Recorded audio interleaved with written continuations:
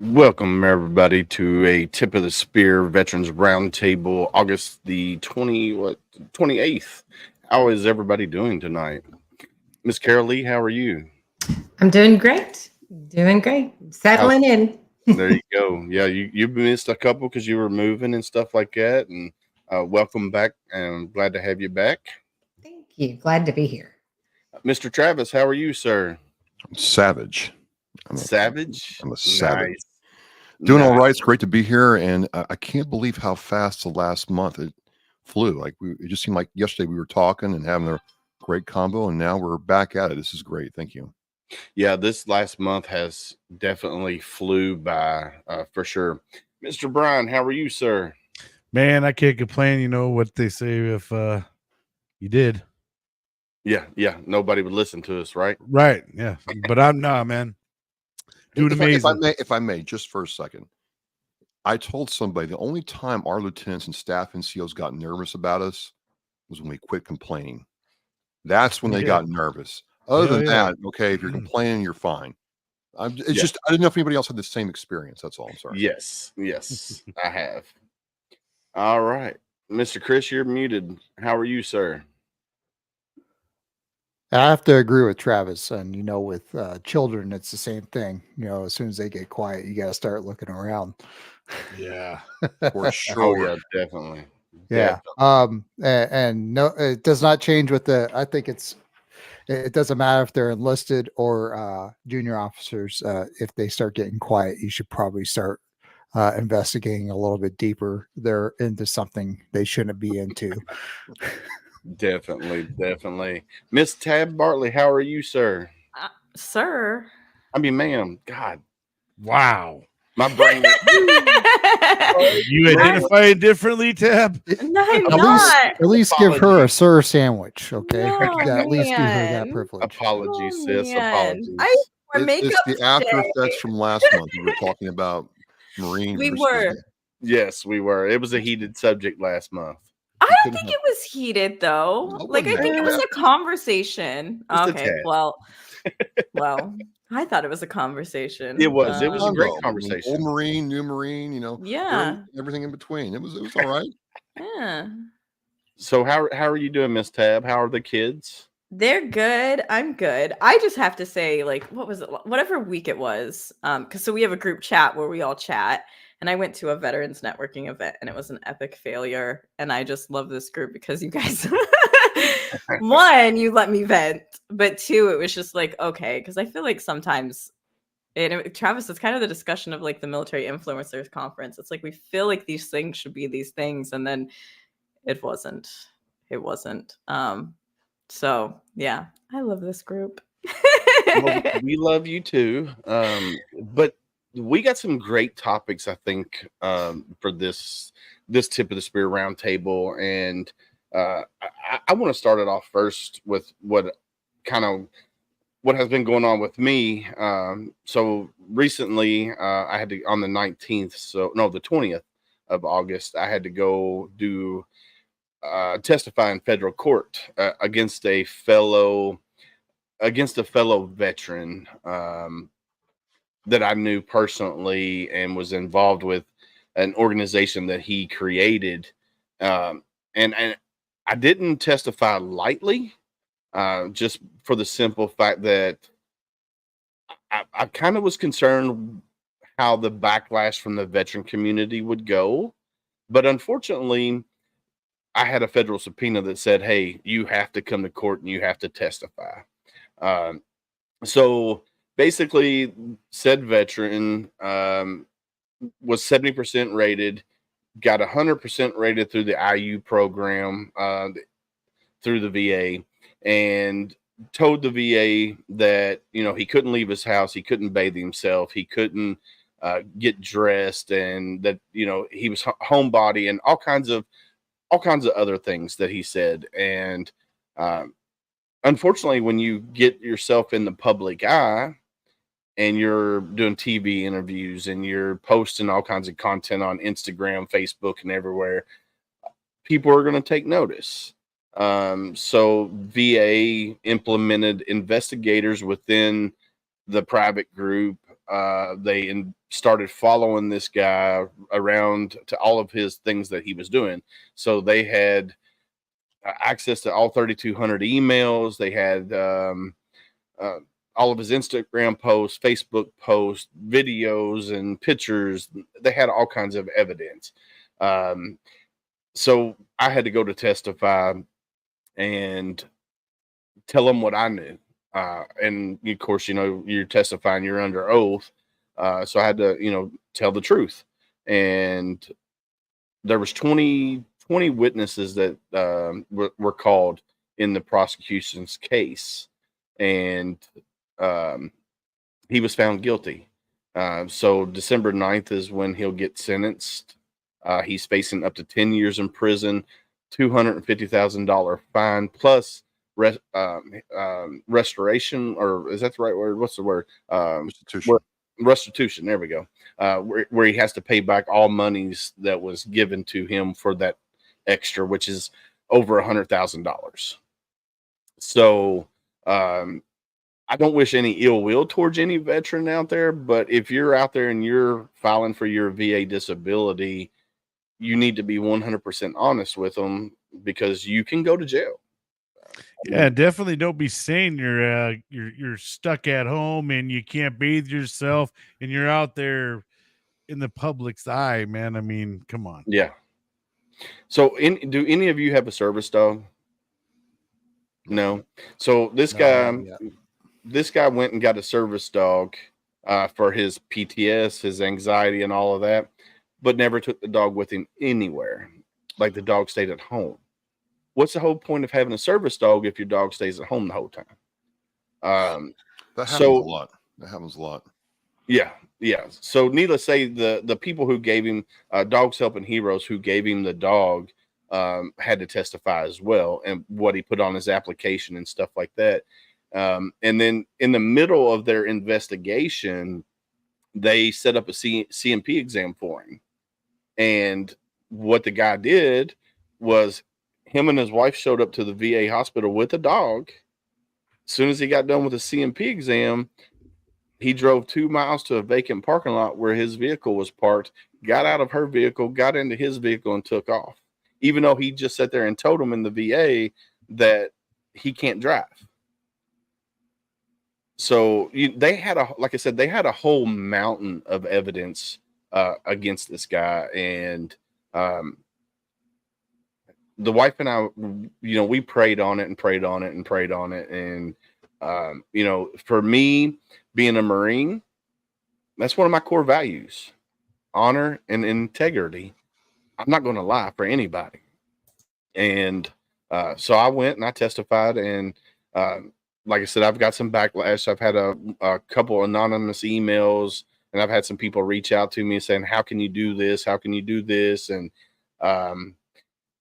yeah, it blows my mind that, somebody can have a public persona and then behind the scenes be the way they are, and people drink the Kool-Aid because all they see is the little, hour or 2 hours they see of this guy, and they drink the Kool-Aid so much. So, well, I think it's just like the impact that has on the entire community. I mean, that's why people doing things like that, that's why it's so hard. And it's hard enough when you have to learn how to speak the VA lingo in regards to, like, when you're talking about your disabilities and the impact and how it affects your life. Like, it's hard enough that as veterans, you almost have to be coached on that, because 9 times out of 10, we're like, well, I'm fine. And it's like, well, no, majority of the time you're not. Like, do you have to adjust your life? Yeah, but I still live. Okay, right. But that makes it so much harder then, and why those of us who have these issues are getting denied things, because there's people who are flat out lying. Right. And it makes it harder on all of us that is going through the process to get rated. They're going to scrutinize it so much more now than they would have, beforehand. So yeah, it's crazy. But I think the whole moral of the story, though, is if you're after getting rated through the VA, don't lie. Just be completely honest. And it just, It just blows my mind. And don't get me wrong, I know there's veterans out there that lie to get an extra bump in their rating, but more than likely, those veterans really need it. You know, they're not out gallivanting the countryside and doing whatever they want, and then saying, "Oh, I'm stuck at home. I can't bathe myself." And so, yeah, it's crazy. Matt, how are you, sir? I'm good. How are you guys? We are wonderful. Welcome back, my friend. It's been a minute since you've been on. Oh, I've just been so busy. Sorry. How's the t-shirt business going, brother? I mean, it's super busy. That's why I haven't been on. I'm in Savannah, Georgia today. Gonna go hang out at Fort Stewart and Hinesville tomorrow. But normally I'm making shirts when you guys are doing this thing, so that's why I'm not normally on. So Well, been we are pretty glad to have you, my friend. Welcome back. yeah, thank you. So, anybody else want to go over a topic of something? Miss Carol Lee, do you got anything up there? I do. So I have a guest on next Sunday, and he is advocating for a commander of SEAL Team 4 who was found shot in his room on his bed back in 2020. And his name is Job Price, I believe. And that would be the commander. But my guest, Matt Kubler, and Job's sister believe wholeheartedly that he was murdered. So he's going to be on Sunday talking about the evidence that he's accrued, etc. And so that's kind of a thing, you know, hearing a lot of different stories with SEAL team or SEAL members, different ones, and some of the things that have come out recently on some of those is kind of pushing him, I think, to also get a lot of that information out there to show that, you know, they're calling it a suicide, but we'll see what he has to say on Sunday. On Sunday.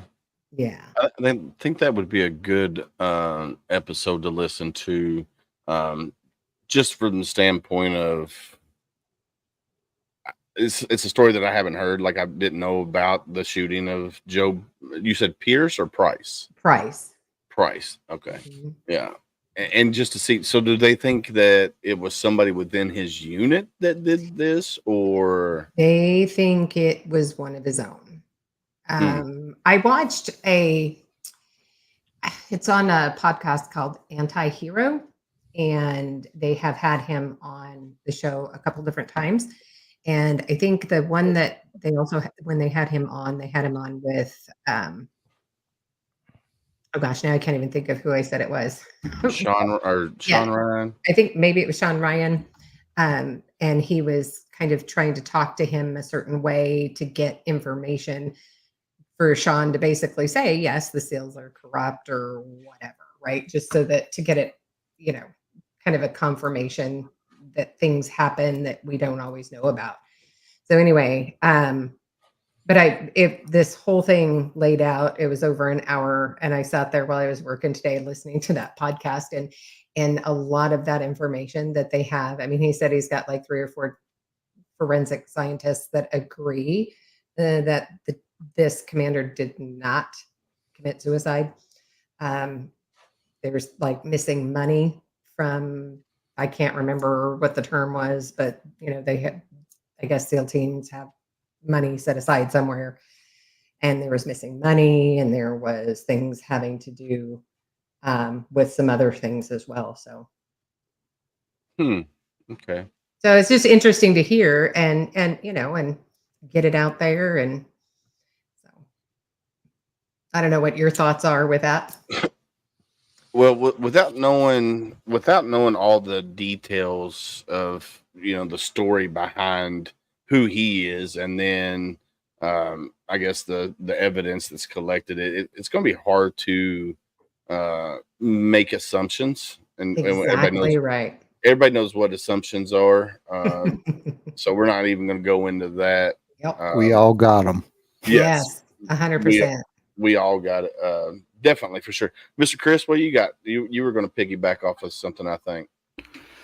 Yeah, I really want to piggyback off of what you said earlier, where you had to testify, and that's it. It kind of goes into a totally different, or into a subject of VA claim sharks, and even the VA just recently released this article where they're telling people beware of claim predators. And the thing is you'd be surprised how many veterans actually don't know where to find accredited VSOs at. And it's as easy as pressing that little darn search button on the va.gov website and typing VSO in there. And you can find an accredited lawyer. You could find an accredited VSO. You could find accredited veteran resource officer at that same spot. All three of them. All you have to do is just go to the va.gov, and a lot of people go the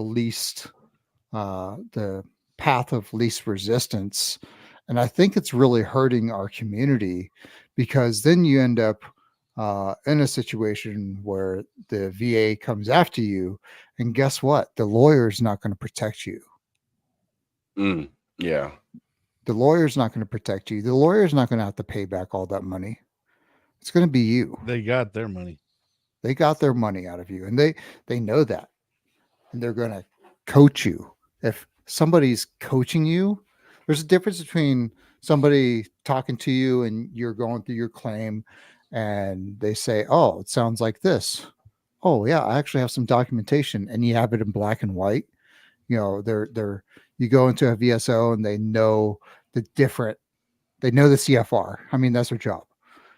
But somebody that's coaching you saying, "Oh, well, you probably have X, Y, and Z because, you should just claim it. Everybody claims it." No, that's not how it is. Do you have it in black and white?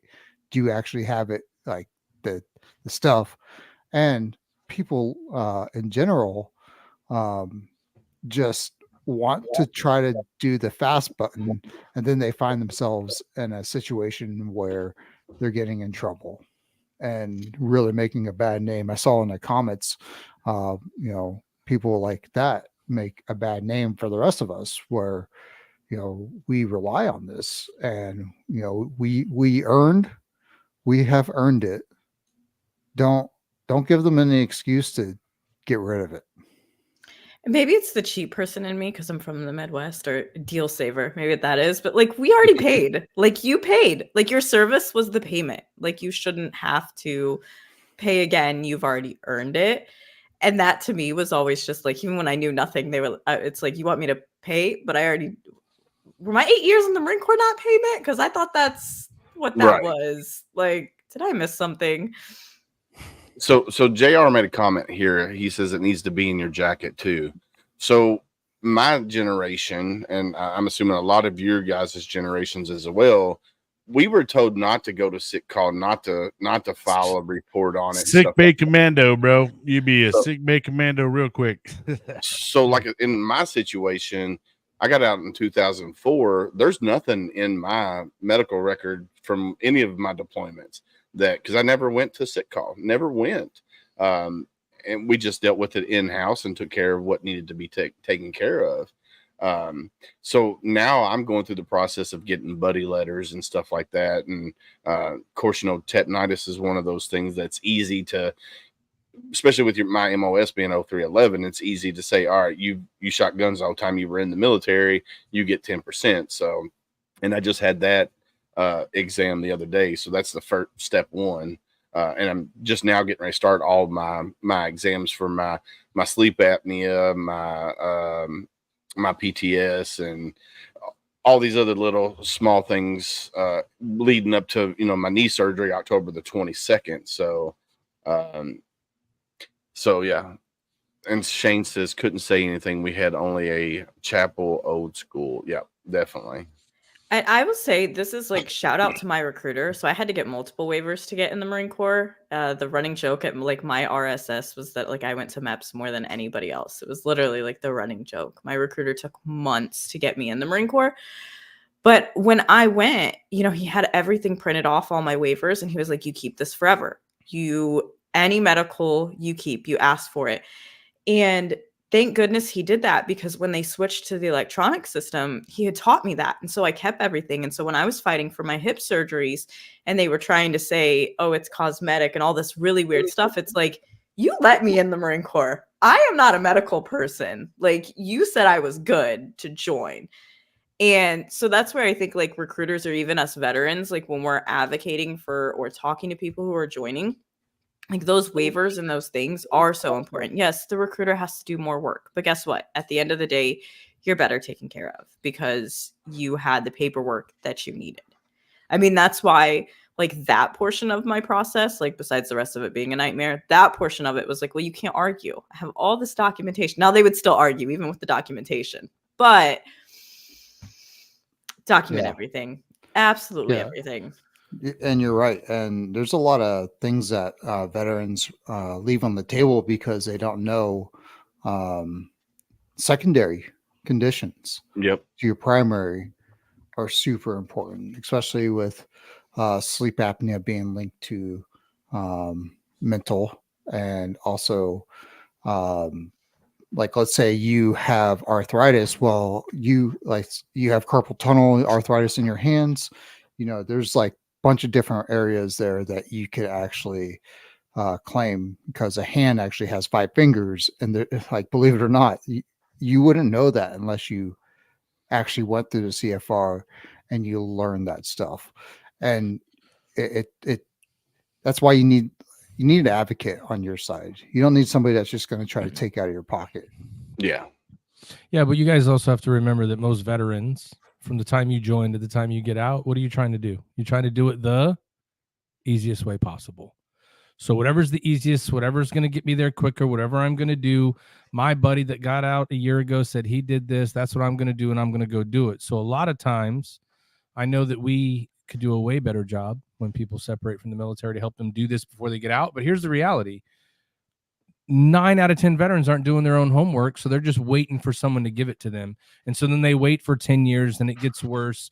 And then you see those guys, you know, my daughter works at the VA now. Like, she sees these guys walk into the clinic, and she's like, they're always walking like somebody didn't help them. And then when she starts to talk to them, she starts to realize, like, why didn't you do all these things? And she's like, it's amazing how many people are just like, I didn't know I had to do that. I didn't know. But you do know that they denied you everything and they wouldn't give you that part. And so I think, creating like education pieces for that claim process should be more in detail when you go through your transition class, right? Like teaching you how to do those things. Because the reality is it's not always going to be in your medical record, right? You go to a civilian doctor, it doesn't just automatically go to your medical record. I'm not thinking when I was in the military, because I was a recruiter, I was never on a base. So I'm not going, hey, could you give me all those medical records? I got to send them over to the clinic that's like 3 states away. You know what I mean? Like, that's where the buddy letters come in. That's where all that stuff comes in. But, another part of it too is veterans, look at your rating letter. Your rating letter tells you if you want to increase. If you have these things, you could increase, because we gave you this rating, but it could have, like, to Chris's point, all this other stuff could be on there as well. But veterans, the reason why they lose their ratings is they try to go make up some new shit that's wrong with them so they can get more money, when all they got to do is look at the letter and it tells them, if you do all this stuff and you have these things, get it documented, it'll be okay.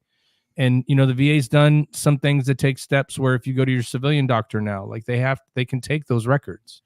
They don't deny that automatic anymore, but you do have to fight them, because they are going to call you and go, you got to go to this appointment. But all you got to do is tell them, no, I don't have to go to that appointment. Hey, And Matt, you know what the easy button is? You know what that easy button is doing your BDD, your benefits before discharge. Yep. That's the easy button.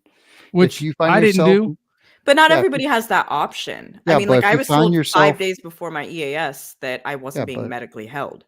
if you're not in that position to be able to submit that, the easy button's already been, you don't have that option. You have to go find a VSO. Yeah. What I do want to say, because you brought up seeing civilian providers. So something that happens with civilian providers is they will try to, like, if you ask for your medical records, they may try to make you pay for your medical records, right? Like Mhm. if you want them printed Yep. off. However, they federally can't do that because guess what? You don't own your medical records. You're federal property. So you can look it up by whatever state you're in, because South Carolina tried to do this to me. You actually do not own your medical records from your military service. You are considered federal property. Your medical records are federal property. Therefore, they can't charge you for those medical records. And a lot Nugget of I veterans know just because it's go, important. yeah, and a lot of veterans go, well, they're gonna make me pay for it. Whatever, I don't want them. You're like, what? Like, you Yeah. That's the did all thing. those That's the thing. Well, the problem is they make the process where they know veterans will give up. A lot of Yes. if it wasn't that's for what my they're waiting on half the time. if it Yeah. wasn't for my wife, bro, I probably wouldn't even have what I have. She's the one that kept pushing because Same. I didn't have the patience for that shit, and I would get irritated when they threw me through like 10 different phone numbers. I would be like, Yeah. "Fuck you," you know. Well, it's after emotionally talking to stupid overwhelming. people. Yeah, and so if I didn't have my wife, I seriously would not even be where I'm at today with it all. You know, and Just especially whenever you call the VA and they say you're caller number 89, and then you got to hear that music. And Why? Pick better and- music, please. I mean, No, they know how no, to tap us out, bro. They do. They Yeah. know how to tap. They know how to tap us out, and then like Well, there's that's when you get super denied, smart, though. warfare when, right when, there, you, when you know? get denied, Yeah, everybody for just sure. quits right then. They're like, "Fuck it, I got denied. I'm done." Yeah, but name another place where you can't just go walk into a clinic and talk to somebody. And so then you talk to the rep on the phone, and I've told all of them when I call, I'm like, listen, I know this isn't your fault. Like, and it truly isn't. You're only reading on the piece of paper they put next to the desk at your house that they emailed you. And so if I ask you a question that's not on the paper, then it goes, see the bottom question. I don't know what to tell you. And I've told a lot of operators, I'm like, I know it's not your fault, but you guys that do this are the reason that so many people are frustrated. It just, you don't have to make it that difficult, but we do have to recognize that there are a lot of us. Again, we try to get the easy way to get a lot of Right. benefits. We have a whole shit ton of people that make shit up to try to go get stuff. So why do you Well, think now that- sometimes the VA is so scrutinous? Because so many people are like, oh, I got that too. You're like, you never even went over or wherever. You know what I mean? Well, now that they open up the PACT Act too, that just opened up a whole slew of new, claims and all that stuff that they got to go through and sift through. Sure. So now, once again, that was probably a big overhaul for them. I mean, I imagine that the number went up through the roof Well, yeah, 15 billion and over because now they're overcost deficited, now. right? Yeah, right. Yeah. There's still a deficit over all that. Well, it's But really that's sucks because they were giving money to people they shouldn't have. yeah, not to veterans. and To that point, yeah, right? there's- People are there's a claiming lot a of whole it. bunch of things they shouldn't, right? So Sure. Well, I'm talking their administration. They gave Sure. Yeah. bonuses. no bonuses and things. stuff like that, where Oh, yeah. people are getting millions of dollars in bonuses, and Yeah. it's anytime I ridiculous. start reading about somebody else making a lot of money to do no work, I just I click out of it and I don't read because I don't want to get mad. Like, you gave them how much money to do what? Nobody can give you an answer on the phone. You got a bonus? That's You a get a Hey, I bonus? was wondering, what you guys think about Yeah. what you guys think about The Rock getting paid millions of dollars by the army to do recruiting, and there was no benefit. You guys see those little memes floating around? Yes. Mhm. And Here's you know, the thing. But that's how they feel like they're going to fill the service today because all these kids are on those platforms. That's the only way they think they can attack it. And you But know it's what's not- funny is they probably get quite a few. Just They because get a of few to that. walk in, but they're not probably qualified. They're not Right. gonna, Yeah, you know. exactly. And here's the thing, as somebody who was the MPA position, so the marketing and public affairs Marine for a recruiting station, they don't listen to us. They don't listen to the initiatives and the things that we say won't work. For example, the Marine Corps for years did this football, like all-star football game of high school athletes. All these kids were going to college. Yeah. None of them were enlisting in the Marine Corps yet. They put all this money into it. Because here someone on in- TV will see it and walk into a station. That's what they're hoping. And that's not how it works. Yeah. And what's crazy is the Marine Corps. So the Marine Corps has had the same ad agency as where all the other branches of service. They switch their ad agencies. And the Marine Corps is the only one who, can meet their mission. But Hoorah. that's because this ad agency does test and studies, and they actually create marketing based off of that, not based off of the current population who's in the Marine Corps. So if Yeah. you look at the commercials and stuff, it's not for Marines who are in or the next. It's for that current generation. Yeah. And you have to understand, what does service look like to that generation, and how can you not lie about the military, but show how that service can meet their needs, and or different branches, different things. For the Marine Corps, nobody joins for free education. It's the intangibles that get you into nobody joins for college, by the way. When I was a recruiter, anybody that every person that came in the room, the recruiter wanted to be like, and you can go to college and get all this money. I'm like, did you ask that person if they want to go to college? Right? They're Ask not them. in here to go get your college money, No. bro. They want to travel. They want to go all over the world. They want to do probably some crazy stuff, but they're not here to get your college fund. And it goes Yeah, to what the- got me was going Unused- camping, not like, oh, you can go to school after all this shit. Yeah. Fuck, I hate school, bro. And then you're in I was A school sitting going, class all what do you this mean I time, gotta like- go to school? Yeah. Like I was just How done much shit in school, man. unused? Like How much unused tuition and VA or GI bills are out there? I got 3 degrees on my Montgomery GI Bill. I used mine up. I got my degree. See, I used mine my for on-the-job bachelor's. training with the USDA. So I got 3 years of on-the-job training with them. I actually instead of going to made school. money because I worked at this place called Northrop Grumman, and they paid 80% tuition reimbursement, and I used the GI Bill, which covered the additional 20 and then some. So I actually Plus made like BAH, $15,000. let's go. Hell yeah! I was just like, who could say they walked Dang. away, got paid, and Yeah. got a bachelor's degree, and What's- not a $50,000 loan or something? But what's really sad is with most veterans, right? Like you need a degree. Degrees help you. They do. They really do. However, Check guys that box do you gotta do. 20 years in the military and then you'll talk to them and they don't go get a degree, and you're like, your smart transcript has you like literally 18 months from a degree. Like you could have gone on deployment twice and had a degree, and they're like, yeah, I just didn't think about it. We know. Hey, David. We know. Yes. Caleb F put a comment. You see his comment on there. If the VA process is anything like the disability, it's like they try to hide as much as they can, so you cannot get the help you really need. So I what do you guys think about that? Because I don't think it's necessarily that they're trying to hide it. I just think that they have maybe not the best qualified people working in those positions. Well, they're short staffed, right? If you need a specialized care and where you live, they don't offer that care. Of course, they're not going to be able to give it to you. And so I get it. It's frustrating, but it's almost like if you're in the military and you're in the EFMP program or you're an exceptional family member, you could only go to certain duty stations for whoever your EFM was to make sure they had the right care, whether there's autism or something like that, right? A lot of people used to think, though, oh, that's going to kill my career because I can only go to Norfolk, Virginia. I was in the Navy. Like, really? Norfolk? That's going to kill your career? Or San Diego? Like, that's the biggest hubs, right? But they were always, like, worried because of that stuff. But they may not have what you need, right? So then that's where it's hard. The VA can't put a specialist for every single thing in every clinic around the country. They just can't do it. They're already understaffed as it is in a lot of things. You know what I mean? Yeah. So I get it, but I don't think they're trying to hide stuff. I think sometimes they're doing the best they can, but they could do a lot better job at communicating and letting people know how they're trying to roll these things out. Like if they would just tell us and be honest, like we're trying to do it, but it's not working good, we'd be like, oh, okay, cool. Like we'd be all right with that. You know? And it's probably the better part of using a VSO is kind of getting the educational part of the going through the claim process, how to make your claim, what to make sure you say, the keywords, the buzzwords that they're kind of looking for. That's kind of when you would want to kind of get your education is probably from someone like a VSO who's very experienced with the actual process of Yeah, and I don't know about you guys, how you guys did all yours. I did mine online. I did mine like 18 months after I got out of the Navy. My wife also was the reason I did it. I just submitted what I had. I went to the couple appointments. I answered questions. I got my rating.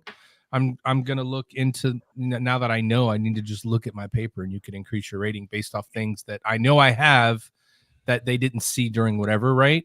So it's like, there's a whole bunch of different ways to do it. But if you don't know what you're doing, you need that VSO, right? They will help you for sure. And they will try to trip you up because they're going to send you on so many fucking appointments. You're going to hate it. You're going to hate it. You're going to be like, Yes. gosh, I got to go to see this again. I got to go do this. For sure. They- And then that's They the will give up send you through clause. but that's exactly. It's But the give up clause. don't show up to it, and then they're gonna say, "Well, how bad are you? Then you don't need it." And Correct. then you're gonna try to reschedule. I mean, literally, that's one of the things. So if you go through it and you're willing to do all that paperwork, make sure you go to your fucking appointments. Do not miss those appointments, because when you do, you're gonna go in the back of the line and you may not even get it at all. So Yeah. And I think the other piece too is because like I've had multiple times where it's like I had this issue. I told them what the solution is and I asked them if they're going to change it to make sure the next veteran doesn't experience what I do. And they literally say, well, we don't have a way to do that. No, they don't. They're still working off like 20 I mean, years that's ago the stuff. that's the craziest thing. I mean, you have the ICE system, you know, that the military uses. You can't tell me that you can't implement that within the VA. I mean, there's already systems in place. Use it, because there's so many times that like I have sat there and I'm like, well, you need to send me to somebody who can fix this. Then I just had this issue. I shouldn't have faced it, but I did. Here's the solution. Fix it for the next person. Because I think especially when we're, you know, the technology and stuff, our older veterans are at a disadvantage, or our rural veterans who don't have broadband, don't have access to so many things, but you're not even willing to get feedback to change when most of us are willing to tell you or give you an idea of here's a solution. Like, we're not even just complaining, like, here's a solution to it. And they have no way to take that. Yeah, so there's a couple comments like this one here. Chris sent in private chat from Ryan Burns. I retired almost 10 years ago, and if I had knew then what I know now, I would have done these things a little differently. I will say that 38 CFR Part 4 and M21-1 are your best friends for filing a claim. I mean, if you're being honest too, though, about what ails you and what hurts when you get out of the military, if you really know what hurt you and you have what you want to claim, like the gentleman before is like just telling someone how to make a claim. The question is what hurt you and what happened while you were in that you feel like is limiting you. So then what you do is you claim all of that. And if you have to get buddy letters or you got to go to doctor's visits, you do it. There's really not a blueprint to tell you, like no VSO can go, hey, David, we're going to claim this stuff because I know you have it. They have to ask David, like, what's wrong with you? What happened? And so everyone is unique, right? And just because one person gets a high rating in something and you didn't, like, you don't know what that person has that you don't have. It might be the same thing, but it may not be as bad. So that's also like the competition game of veterans, right? Is, you know, when we got evals and all that bullshit, it was like, how'd they get ranked higher than me? I'm better than them. But then you don't realize like all this other shit they're doing that you just will not do. And so you're blinded by what you want versus how it really is, you know? And so like claim what you have, go to the doctor and be honest. Like somebody said on here before, be honest about it and then work through it. And if you've been out for a long time, it's going to suck, right, David? It's going to suck. Yes, it's going to suck. It's going to suck. Like it's going to take a long time. It's very. I hope that the process is a lot different for them. I mean, the education is out there for a lot of these guys that are getting out, which it wasn't when 2004 when I was getting out. You know, we did have one quick little like as we were getting ready to separate, there was like a quick class about it. It was like, make sure you claim 0%. And, you know, everybody's in there just fucking, we're all just like, yeah, was it chow time yet, bro? You know, and it's, you know, ready to get out of the class. They do that on the precipice of a 96. Yeah, man. Right. Yeah, right. Exactly. You know, we're just like 1600. Yeah. You know, like ready to rock.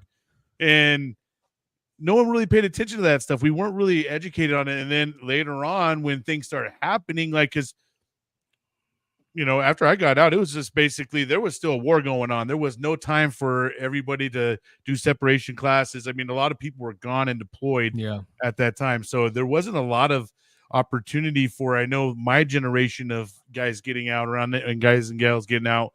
There wasn't any kind of, hey, go this route, make sure you do this, or make sure you go talk to these people, or, you know, do this, that, and the other. I really kind of started getting kicked in the nuts by fellow brothers and sisters that already had went, and they're like, hey bro, like you should go talk to this and that and start going. I'm like, what? Nah, man, I don't really want to start that shit, you know? So my wife was all over my ass for it. And then my wife got me finally. She was like, what? She's And like, then- oh, hell no, let's go. I was like, The only reason I filed it online is because Al Hero told me that you could do it and it was easy. And I was like, well, shit, if Al Hero can do the shit online, then there's no way I can't do it online. And then when I did it, I was like, oh shit, that was real easy. It wasn't that hard. As long as you know what you want to claim and you have some sort of documentation of some things, they're still going to ask you for more. They're still going to send you to appointments. But there is so many different ways to make a claim. If you Google it, you can figure it out. And we all know we Google everything. Oh yeah. Google how to get out of a ticket. We Google how to get out of jail. We Google all that stuff and learn all that sea lawyer shit, but we don't know how to submit a claim. You know what I mean? Like at the end of the day, like sometimes I know we've talked about this a lot of times, but like at some point people got to be self-accountable to that shit, man. Like you can do it.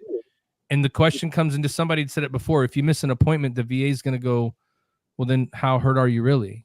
Right. Yeah. Well, now, if you really want that disability and feel that you need it, then how willing are you to go get it? Because if you're not willing to go through all the steps and go through all the bullshit to get it, then it must not be that bad. You know what I mean?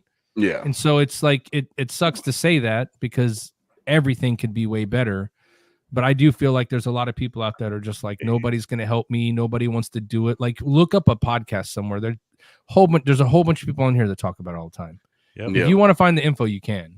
It's definitely like a wrestling match. You know, they're trying to make you tap out. You know what I mean? And you just got to keep fighting the fight. You know, it just, you know, the fight ain't over. We always got to just keep on fighting and shit. So then they should have tapped out in boot camp when they made him stand around for 6 hours and do nothing and be like, oh, I'll be to you in a minute. Remember, hurry up and wait. Y'all remember that, right? Mr. Yeah, Travis, right? you've been awful quiet up there. What do you got on your mind? Well, I'm thinking about my situation, a little bit different than you all's. Got out, you know, hey, you're medically separated, no problem. And then in 3 years ago, I ruptured my quadricep tendon. And when the ortho opened me up, he's like, hey, did you ever have a problem with your patella and quadricep? I said, yeah. So I got kicked out of the Marine Corps. He's like, well, it looked like a rubber band had just stretched and failed. And at that point, my VSO, because in Massachusetts, every town has a veteran service officer to administer state and federal benefits. He's like, we're filing whether you like it or not. I'm like, I really don't want to do this. I just want to get well. This life is sucking right now. I don't want to do it. Well, he's a Navy chief and I didn't have a choice. So long story short, we go to file and they don't have my records. And so I went and got buddy statements and you know, they had pictures, they had stories. Lieutenant Colonel, who was a Lance Corporal when I got in, is a Lieutenant Colonel now. I don't know how he did that, but good for him. We sent all this in, and then magically, and the VA was able to find my records. And they're like, well, you know, because we found your records, we're not going to use any of the stuff you collected, and we're going to deny your claim. The patella and the quadricep aren't really like a thing. And I have orthos who are like, that's complete and total BS. And so I'm like, do I try to file again? Do I wait? What do I do? It's a mess. And it's just really made me understand and really empathetic to a Vietnam era Korean War guy trying to navigate this system who, you know, has no computer, has no high-speed internet, can, you know, has a cell phone for his Facebook and to watch YouTube videos and figure this out. But the missing records really threw things because the VA was like, we don't have them. As far as we're concerned, the thing was they didn't have my Marine Corps records and they didn't have my records when I onboarded with the VA to say that I was, you know, actually hurt. They had nothing. And then all of a sudden they magically found it. And it really threw my claim for a loop because none of the stuff that I collected could apply anymore. And I've never gotten a clear answer as to why that is. So it's just really interesting hearing how different everybody's experience is. Right. Well, I would say if you go to refile, the thing that I would do is go back to the VSO because now, like somebody brought up the PACT Act earlier, right? Like that changed the game for how you can file for claims, right? So for a guy like me that did 22 and a half and I retire, the VA has to pay me concurrent. So for some of you guys out there that, you know, if you retire and you have that time in, then you get paid concurrent, which means now if you're medically retired, right? There's a lot of medically retired people out there that don't have any disability, by the way.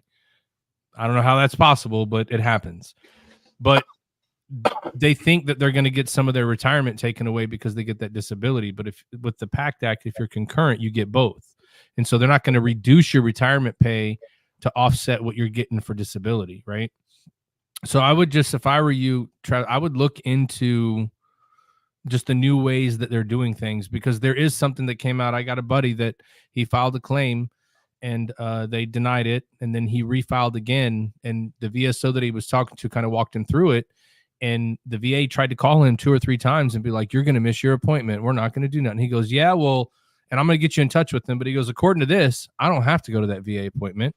You have my civilian doctor's records and you have to look at them. You can't deny them. And so they changed something in there. I don't know exactly what it is, but I know that it changed because that's how he got elevated to be where he is now, because they were trying to get him to go to an appointment and it would, offset or whatever, right? Because everybody's heard the story. If you go to the VA appointment, there's cameras in the garage. They watch you get out. You got to be all broken when you walk in there. I mean, I guess, but I'll get you in touch with them so that you can take what you have and maybe you can take that info and refile, because it would help you, I think. It'd be interesting. It's a really, and I didn't like the comp and pen, review because, I have orthos telling me they should do an MRI of your current injury, and they never did an MRI of my, injury when I got into the VA system. But it was literally like 3 minutes of taking a measuring wheel and tape measure. They made a couple measurements, poked my leg and said, well, thank you very much. We'll talk to you later. And I'm like, what kind of evaluation is that? Yeah. So it's just really weird, man. It's just really weird. Yeah. They wouldn't let me in for my husband's. So his was sent out in town and it was his CMP exam, and mine was so traumatic. And we didn't know during mine that somebody could be in there with you, like moral support could be in there with you. And they made a huge scene in the lobby. Like, you can't go back there with him. And I was like, well, you're going to have to show me the policy, because in the VA you can. Well, we're not the VA and our company policy is different. And I was like, okay, show me this policy. Well, we can't. Our supervisor has to. Well, where's the supervisor? Send it to me. I mean, they literally, in the middle of his CMP exam, came in it and told me I had to get out. Wow. I was just sitting there silent. And so there's a lot of disparities too when we're talking about it's just not the same. And seems like a federal, but like each VA doesn't speak to each other. They're state driven. They're state driven. I mean, that's the problem. The VA system is just like the military, right? Like, if you've been in recruiting or you're in a unit and you're in whatever, every unit should operate the same, right? I mean, realistically, but do they? No. So we're supposed to have command and control and operate the same all the time. Run by I the hate same it. Change the command. You see what I mean? And so the VA systems are all like that too, because we are human. So what sucks is you'll have this one person that's like, oh, that's not that bad. You're like, what are you talking about? Like, how do you even know? And then, the worst thing a veteran asks some people is what? Well, did you ever serve? And they're like, no. They're like, oh, see, that's what the problem is. You're sending me to these people that don't know. And I mean, until they can get it all on the same page, right? Like I think you brought up, Tab, like they don't talk. How does the VA in this place, if I go to this VA and then I go to this one, how can they not see what I've done? Because now, if I go to join the military, you can see every doctor's visit I've ever gone to before I joined. Yeah. And they disqualify so many people off of that. But we can't get the VA to talk to each other. You know what I mean? Like, it's... And like Travis was saying, he has medical documentation from a doctor. Why is the VA doctor more special? Like, show me the training that makes them more qualified to be able to say, nah, that ain't VA it. Doctors prescribe Motrin for everything. So, Motrin and water and Motrin. Change your socks. Yeah, I have to say, this has been really enlightening for me. So both my Marines are out now. So, and one was medically separated. So we are now like an hour away from the VA.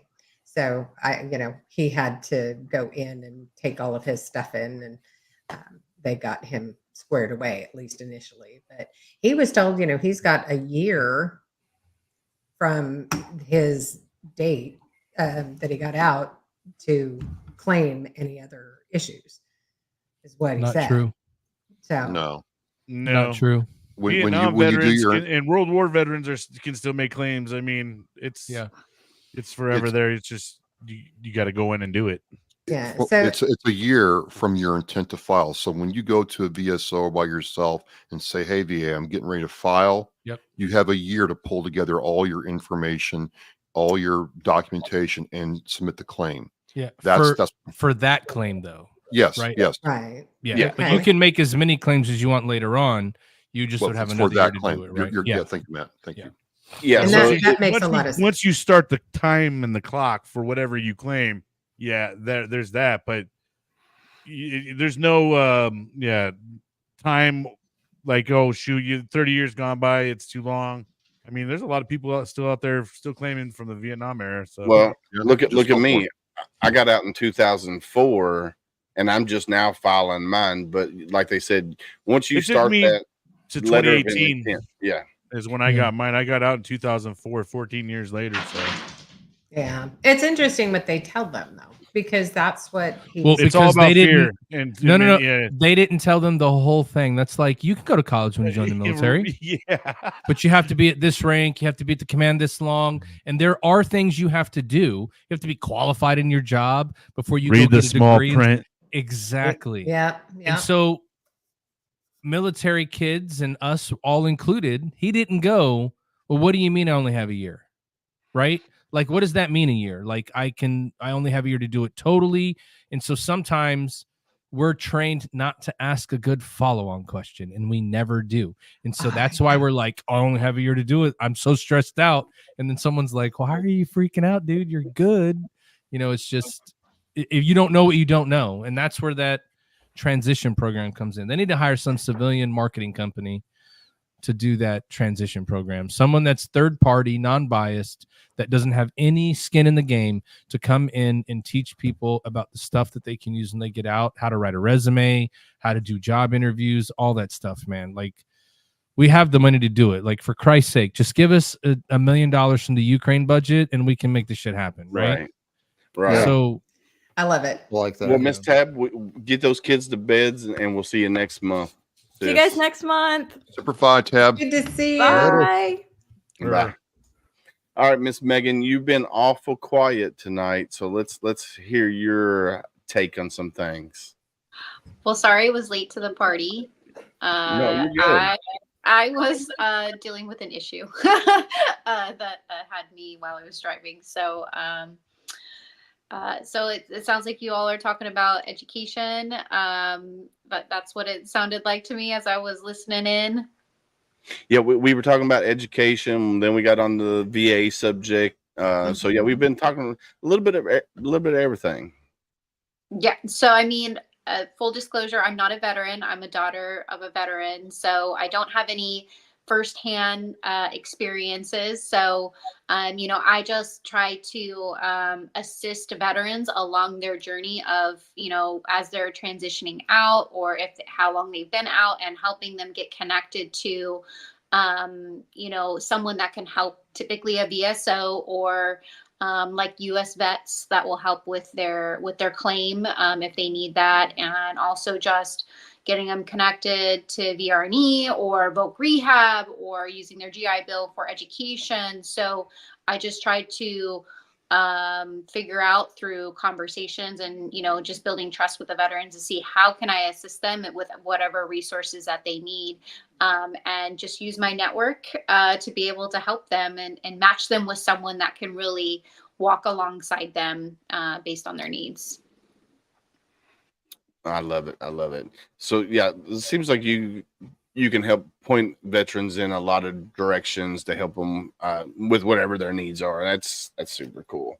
Yeah, so I asked them questions rather than being able to tell them exactly what to do. I said, well, what do you want to do with your life? What do you need help with? And if they don't really know, I just start going down some questions, and those probing questions to kind of help. If they don't know, well, let's start talking about it. Is this something that you need? If you don't think you need it right now, well, I want you to think about it so that maybe we can revisit it later.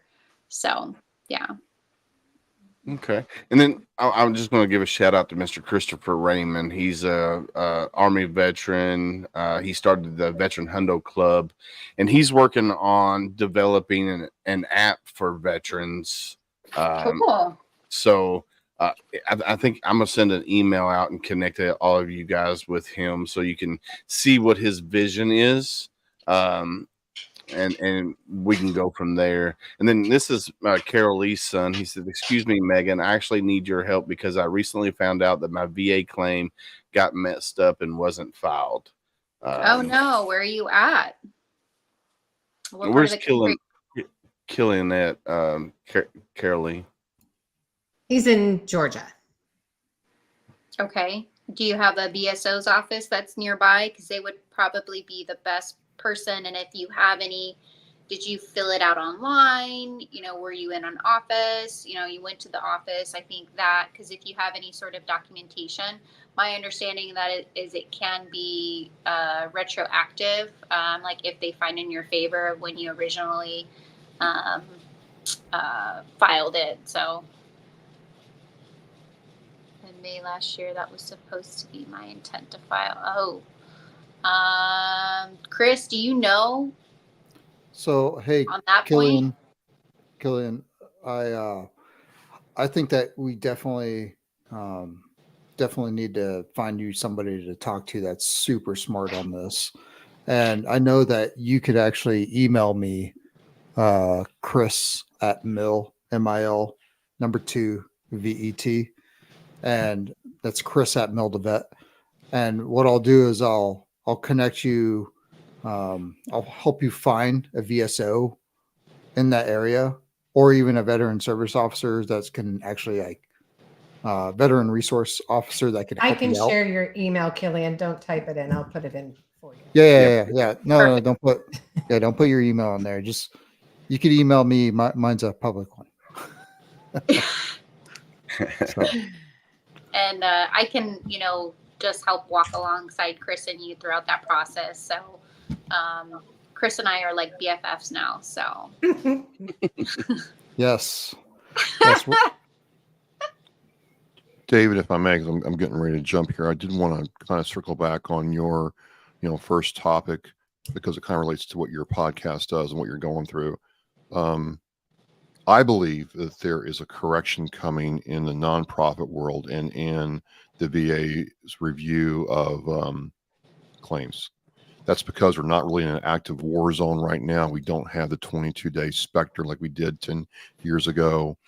And, for a lot of reasons, veterans nonprofits, unless they really mess up, have kind of been off limits. It's not really a good look when you go after one if it's just a veteran who maybe didn't know the law. Ignorance is not an excuse, right? But that prosecutor is going to have a lot of political hay to deal with to going after a veteran who's just trying to raise money for his buddies, right? But I think that is changing. You're seeing where people are getting smart about stolen valor. You're seeing people understand how you can move money through nonprofits. And slowly but surely, people are going to start saying, hey, let's take a second look at this. And I think when that happens, you're going to see a lot of people exposed. And it's hard to run a nonprofit. You know that, David. You cover a lot of nonprofits. Yes, sir. Mistakes do happen, right? But there's going to be a time where someone's going to be like, you know what, that claim is just a little too good. You sound a little too good to be true. Where's the money going? That car looks awful new. They went to Disney World 4 times in 1 year. What's going on? And at the end of the day, it's theft. It's theft from the people this nonprofit serves. It's theft from the VA. And yeah, the federal government has their problems or whatever, but that is money, time, and resources that aren't going to the veterans that, desperately need it.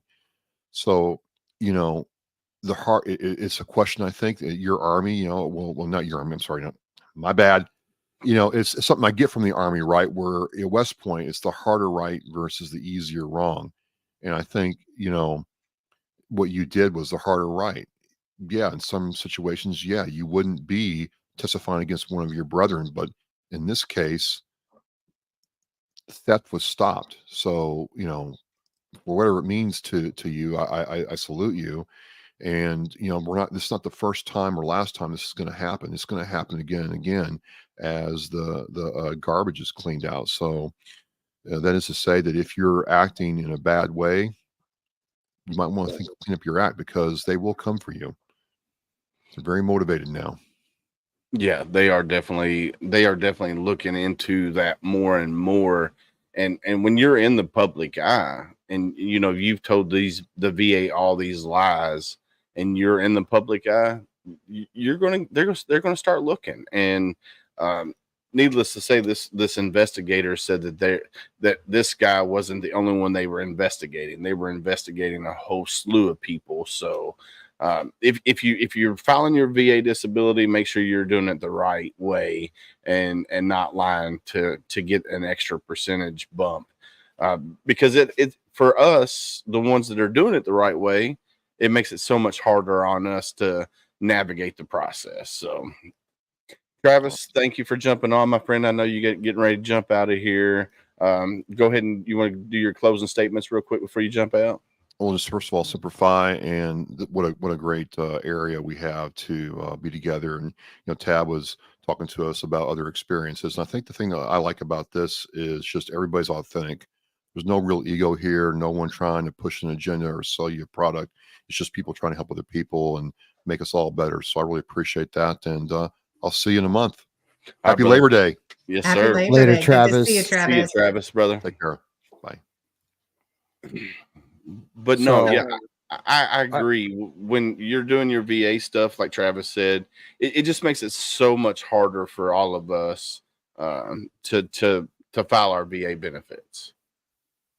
Yeah. Hey, Killian, I sent you your email. You should get it. So, yeah, just make sure you hit me up, man. I'm not going to do the things. And here's the thing, like this is a kind of help that us as veterans, we need more of, in my opinion, is I'm not going to do it for you, but I'm going to help you find the people that are going to get there, because my goal is not to be the fisherman, but to be the one that teaches new fishermen. That's what my whole entire purpose behind Mill to Vet was to help other people figure out how to use it, and so that way they could just continually go out there and help more. Are you being like Mr. Miyagi or something? Well, so that's the good thing about Mill to Vets. Wax on, wax off. That's the good thing about Mill to Vets, Veteran Hundo Club, Homefront Sit Rep, all these podcasts on here. Our whole mission in our mission is to help veterans get better and help veterans get where they need to be. That's something that's good about everybody that's in this collective of veteran podcasters. Is our mission is to help other veterans, and it's not about the egos. It's not about anything like that. It's just we're all about helping each other, and because we know that the system's broken when it comes to veterans. No matter what the system is, whether it's filing your VA disability, going to the VA hospital and getting seen by a doctor, or getting any kind of other benefits out there that veterans are should be entitled to. Let's put it that way, should be entitled to. I think it's bro, I think the most important part, catch them while they're still in. Yes. And I'm also targeting those who are joining to try to get some of that words of wisdom into their brain before they ship off, because there's a ton of resources that us as service members have access to. And it's a shame that we don't utilize them a little bit more strategically, So there's a lady here in Mount Washington. Tab, this kind of goes back to what Tab just said in the comments. She said she finally got acupuncture through the VA, and I'll talk about it next month. There's a lady here. Her ex-husband started Active Heroes, and then when they got a divorce, she went back and got her massage therapy degree. So she's now doing massages. Well, she went through the process of getting accredited through the VA, and they now send her veterans to get massages, for their backs, legs, whatever. But it's paid, through the VA and stuff like that. So the VA is slowly expanding their services that they offer veterans, which is amazing. So random thought. Do you think there is a disconnect of VA services between the regular side of every branch versus the special operations group? That's a hard one because I don't think. Here's the problem with like regular military and spec ops. Spec ops are not going to go to their regular doctor in the VA, or not the VA, but whoever their regular doctor is, whatever branch, because kind of like when I was in services, they're like, don't tell anybody because we don't want to be sidelined. And spec ops are the same way. If they have severe TBI from all the concussion grenades and everything else, then they're not going to report that. And then Tab says they don't know the difference from a soldier and a Marine, so I don't think so. Yeah, I don't think there's a disconnect. I think it's more of veterans not reporting or service members not reporting injuries because they don't want to be sidelined. I think that's where the disconnect is. Could be wrong, but I've heard it numerous times that we don't report because, and yeah, if it's classified too, that's true. True, if it's classified. So they were making a comment about the Army or the ROC recruiting for the Army earlier. And so, they're actually, the Army is suing the ROC for some of the money back because of the failed recruiting. Like they said that the recruiting fell like -14% or some shit like that. So Yeah, there's a lot of money spent without any kind of anything really in without return, any so. bumping the recruiting numbers. Like the celebrity The Rock? Yes, Dwayne. So he did $11 million. What was that? I don't Army- watch like TV. Like, I mean, I don't like either. stream. So like if there was a commercial, unless it was during like I've football never season, seen one I didn't either. see it. Because that's really the only live TV I watch is football. So Let's see. Dwayne The Rock Johnson secured an $11 million marketing deal with the Army. Now they're saying he hasn't fulfilled his end of the contract. So there's a 38-second video on that one. That's on fortune.com. And this maybe that one, lawyer really doesn't like the Rock. Yeah, Maybe. and Fighting there's actually like The Rock actually turns off a lot of people I'm not a fan that of his. would join the military. So it kind of surprises me that they even used him. Well, so they it was. probably asked an agency, and the agency thought, well, he looks like a very macho guy, and he didn't he do like WWE or something? Oh, He looks did, yeah. masculine. Yes. So we automatically think that, and didn't really do their due diligence. So- Well, and that's what Tab said in the chats, that they didn't do the research, didn't test it. He never served. How's he going to inspire people to serve? Yeah, and so what it was is, so The Rock is the owner of the UFL, United Football League, which is not, it's a sub. So you got NFL, then you got the UFL, and supposedly he was supposed to have commercials and stuff during his football games and stuff that are televised and stuff like that. And this one is from ESPN.com. Who actually watches UFL? I don't. I've never watched one game. David, I just text you a meme. Why don't you just share it on the and I stream? put it on Like TikTok. being sneaky. Well, if I could put it on, send it to Let me see my if I can do Facebook. it. Well, let me. I don't know. If you share a screen, you might be able to share a screen. All right, let's see.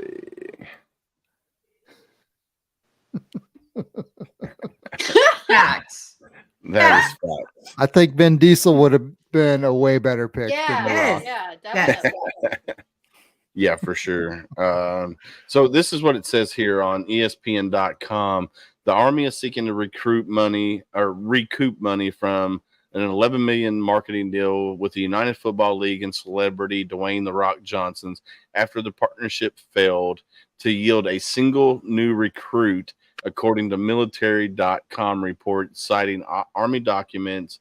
An Army spokesperson told military.com the service is in the process of working with the UFL to determine the final amount it is hoping to recoup from the deal. But according to the document, that amount is $6 million.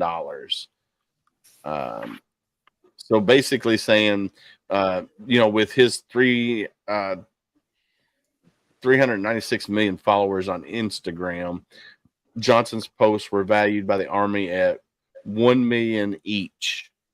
Wow. So his post is $1 million each, and it's like, I don't know about that. Yeah. Caleb said, likely got those numbers the same place as they get their job numbers. That's a good possibility. Mm-hmm. Sorry, that was kind of funny. And Killian got your email, Chris. Yes. Sorry. Awesome. So I had a lady on my podcast on Monday. She's an Army veteran author. She wrote the book series, the Fight series. It's called Fight. Betsy Ross is her name. Her whole mission is to bring to light the things that people don't want to talk about. The PTS, the alcoholism, the drug addiction. So her books focus on that. And she got a lot of negative feedback because she was bringing that to light. And they're like, well, people don't want to see that. And I think that goes back to that stigma that veterans are broken and that nobody wants to talk about the veterans that have PTS and the veterans that, are self-medicating because they can't deal with the demons from their day-to-day life. So yeah, Betsy Ross, I'm going to put her link in chat. She has audio books. There's 4 books. You got Fight 1, Fight 2, Fight 4, and they are audio books too as well. So if you want to go check her stuff out, follow her on TikTok. She posts a lot of inspirational videos and stuff like that. She's just an amazing person. So definitely. Yeah, actually she was commenting on one of my TikTok lives. Yeah, so I know exactly who you're talking about. She's good people. Yes, she is. She is amazing. I just put her link to her website out there. You can order her book from there, or you can go to Amazon. But if you go to Amazon, Amazon takes a shit ton of the money. So I would recommend going to her website and ordering the book. Unless you're like me and you have to do audio books, because I can't sit down and read a book to save my life. Bro, I'm a multitasker, man. I have to be doing it, and honestly, it takes me like whenever I'm on the machine moving equipment around or something like that on the property, it like mellows me out. So audiobooks it's like my zen place. If I'm not listening to books, and I start going crazy. Yeah, I can do audiobooks, but I can't, like this book here. This book here, good read, but man, I just can't sit down and read books. It's called Of Vital Interest by Frank DeMith. 28 years in the Army. He started the Army translator program. So this guy knows his shit. This book here, Of Vital Interest, is a fact-based fiction book. So it's based on facts, but it's fiction because all the characters in here are like multiple people molded into one person. Interesting. So Frank DeMith is another good breed as well. So all right, let's see. Yeah, we got some good comments in there. Yeah, Killian's comments pretty good. Yeah, let's see. Doesn't help that Naval Med always gets Marines addicted to ketamine while recovering from combat wounds, and then they get kicked out for it. You are so true. I seen something just a second ago. Where's it at? Something about with marijuana being more legal. Where's it at? I just saw it. Oh yeah, here we go. From military. Here, I'm gonna share it once it comes up here. All right, present, share screen. Don't ask, don't test is the title of this. All right, let's see. Let's do full screen. Come on. So don't ask, don't test. The military needs a new policy for marijuana use. And this says the opinions expressed in this are of those of the author and do not necessarily reflect the views of military.com or the Department of Defense. This for almost 20 years, Don't Ask, Don't Tell stood as a limit on the private lives of thousands of service members. Its repeal in 2011 was considered a victory for the personal liberty and the way to expand the pool of citizens' eligibility to serve. There's another area where social norms have changed rapidly, and with the military is out of step with the border or broader public. Marijuana use in service of protecting individual freedoms and fortifying the military's labor pool. I propose a new declaration: Don't ask, don't test. The Department of Defense should stop asking whether its members use marijuana, and the military should stop testing for it. What do you guys think about that?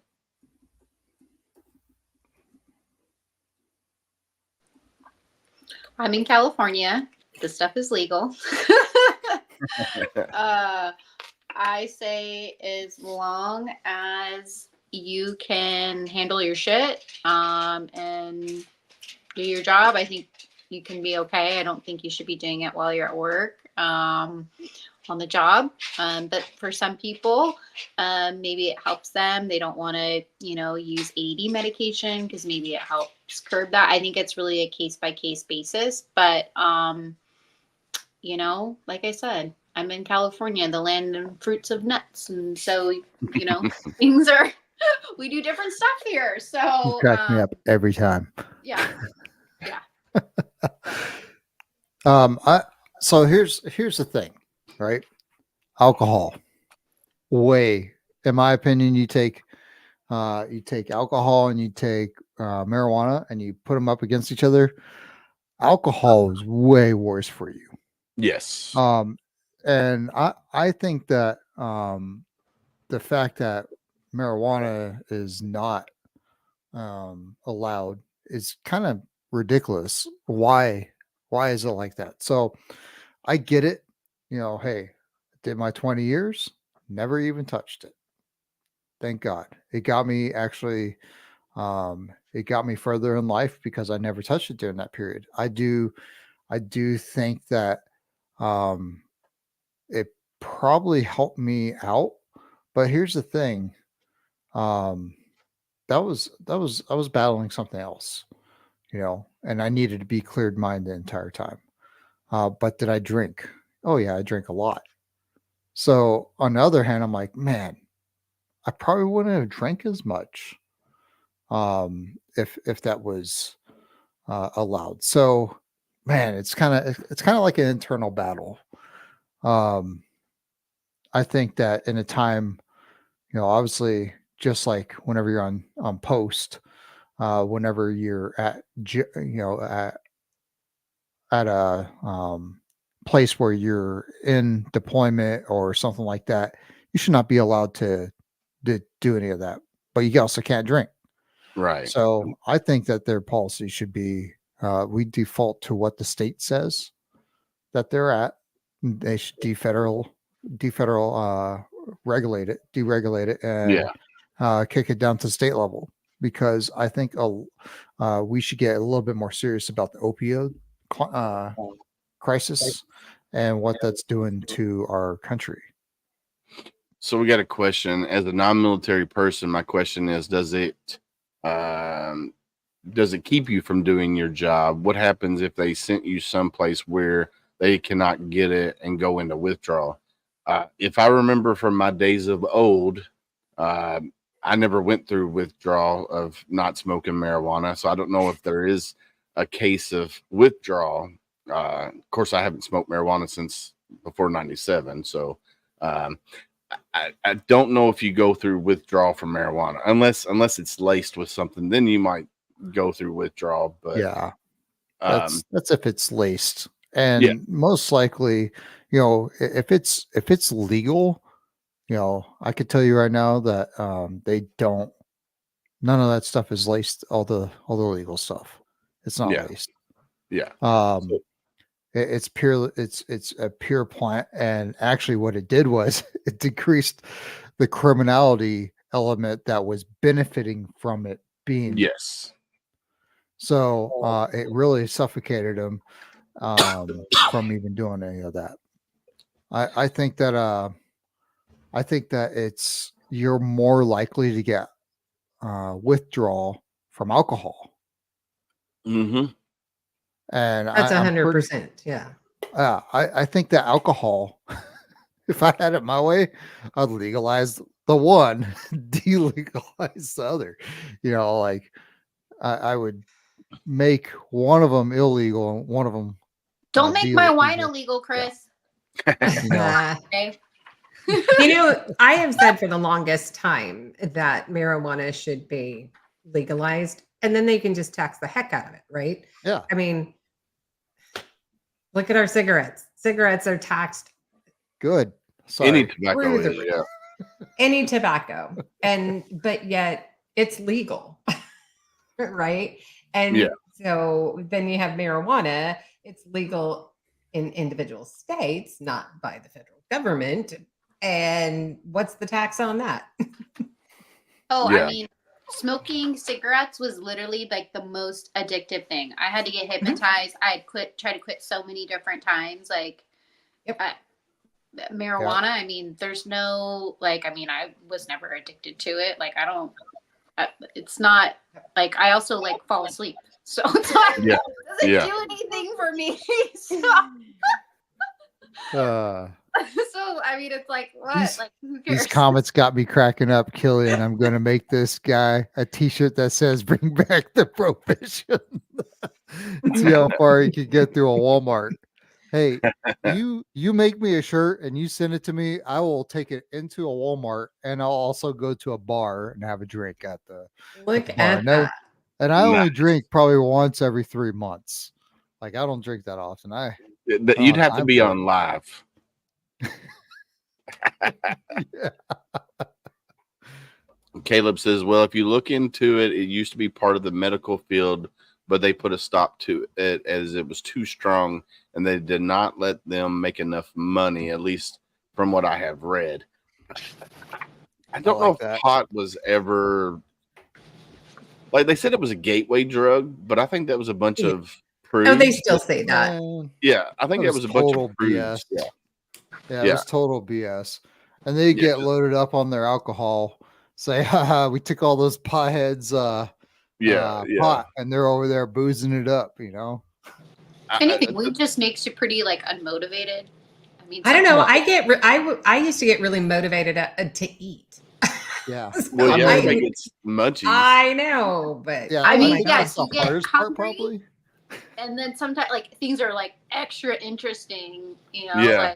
like you're like, oh, I'm really into this movie, it's really cool, or maybe you get kind of creative, but I mean, you don't like smoke weed and say I'm gonna go commit crimes today, like yeah, right. How not many? like- It would be an interesting statistic to know how many major crimes were done based solely on marijuana. Right? Okay, I mean, but just when you do marijuana, that, not Make anything sure you else. compare alcohol. And I Yeah. guarantee Give you. alcohol here and marijuana here. One, Yeah. how many are done with just alcohol, and how many are done with THC?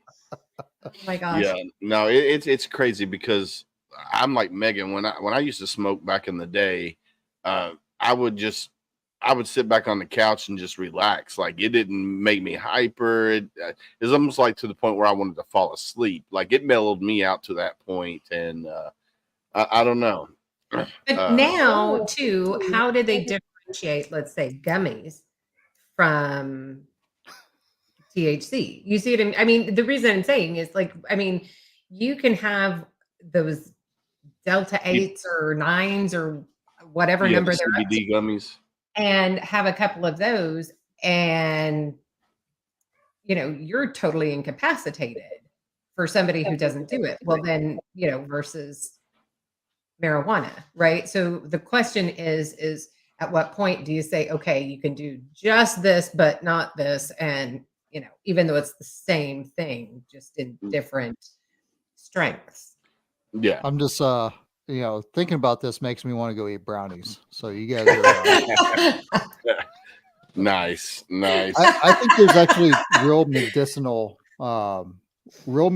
uses with marijuana. And I could tell you right now, the amount of medications they gave me for migraines is insane. Like they were paying $500 every 2 days for migraine medication. And I think that, if the VA would get on board with this scientifically, medically proven, clean product that is naturally grown in people's backyards, for goodness sakes, I think that they would see that there would be a safer medicine for migraines, which that's clinically been proven to be a better migraine medicine instead of these shots that cost $1,000 every month, and then every 2 days you're taking a $250 pill. I mean, I take Qulipta for my migraines. I've always suffered from migraines. I could tell you, weed never helped me with my migraines. Migraine medicines are insanely expensive. I know. And Megan, it does depend what kind of migraine you have, though. There's so many different kinds. Yeah. I just went in and had braces put on. Mine was caused by TMJ. So. Yep, that'll do it to you. Oh yeah. Well, I had the option. They were going to break my jaw and reset it. They told me that if I didn't get my bottom teeth redone, that they would have. And I go, okay, I'll I'll do Invisalign, and now I have a permanent retainer in afterwards. I was like, I'm not going to do the whole retainer thing. I was like, no, thank you. Let's just put that permanent retainer in. Oh. I just have to floss more. It takes longer. I was like, that's okay. I was like, I don't want you to break my jaw. Yeah. Well, and then the day before, I think it was, I was due for it. They had a 2020 show on. Now, this is dating myself because I'm really, really old, but that they were using the silicone implants and they were leaking, and people were coming out of the surgeries like 5 times worse than when they went in. And I was like, nope, I'm doing braces. Canceled my appointment for surgery the next morning. Crazy. Yeah. Well, ladies and gents, I think it's about that time to end the show. I think my wife and kids are getting ready to be home from HSM, which is high school something church related. Nice. High school ministry. That's what it is. High school ministry. I had to think about that for a minute. Christopher Raymond wants to link up with you, Chris Elder. I'll get you all connected. We are already connected. He's been on my podcast, man. I actually brought his entire 100 crew on to Mildevet. We did a special live event. The 100 Club, I totally back, and they're amazing group. Yes, they are. They are 100% amazing. Veteran Hundo Club is amazing. They do amazing things, and I had them on the show, and what they're doing for the veteran community is hasn't been done before. So. Check out Veteran Hundo Club if you haven't. Chris, I'll get you connected with all the other guys that were on that jumped out earlier too as well. But it's about that time. So we're going to do closing statements. We'll start with Miss Carol Lee up top. Well, I think, first of all, glad to be back in the swing of things. So that's always a plus. And just, check on your veteran friends and keep yourself motivated and healthy. Awesome. Thank you, my dear. All right, Mr. Chris, you're up, my friend. All right. So I just figured out how to use my mic, so I apologize for that. Hey, everybody that's listening, thank you so much for supporting tip of the spear. And there's a lot of awesome shows that have been kind of shown up on here. What really helps my brothers and sisters that also have their show is going into their Spotify, going into their Apple, and putting a review on there. You want to support these guys? That's how you do it. You support these guys so that way they could continue to support our brothers and sisters that are transitioning out of the military, that are already out, that are looking for just that place to find information and connection. So thank you for listening, thank you for supporting, and check out Mill the Vet. Love it, brother. Love it. All right, Miss Megan, you're up. Well, thank you. This is my first time on Tip of the Spear, and so just happy to be here and be in this space. And I don't know everything about like veterans and veteran services, so I just love being in this space and being able to learn from everyone. And if there's anything that anyone needs, you can get also my information from Chris or David. And I'm collaborating with Mill to Vet, and we have the Scuttlebutt that's going to be starting next Wednesday. It'll be the first Wednesday of every month. It'll be a live podcast from 9:30 in the morning Pacific time. And hope you all can join us and kind of learn of everything that we're doing that's kind of similar to this. So thank you so much. And please make sure that you reach out to friends and just check in on them. You never know what's going on. And sometimes that just reaching out to them can go a long way. So thank you so much for letting me be in this space. Well, thank you for coming on, Miss Megan, and we're definitely going to have you back as well. And I'm just going to piggyback off what everybody else says. Check on your friends, regardless if they're veterans, first responders, whoever they are. Check on your friends. You always have to ask that next hard question, because you can go up and you can ask somebody, "Hey, how you doing?" And they're going to say, "I'm fine. I'm okay. I'm living the dream." Those are usually the key words to say, "Hey, how are you really doing?" Because you just got to check on them. If you're a veteran, 988*1. If you're not a veteran, you're a family member of a veteran, 988, and just go through the process that way. But yeah, you definitely always got to check on your people, man. That's what we're here for. That's what we need to do as great humans. Check on your friends. And then, like we always say on my show, stay safe out there. We got your six.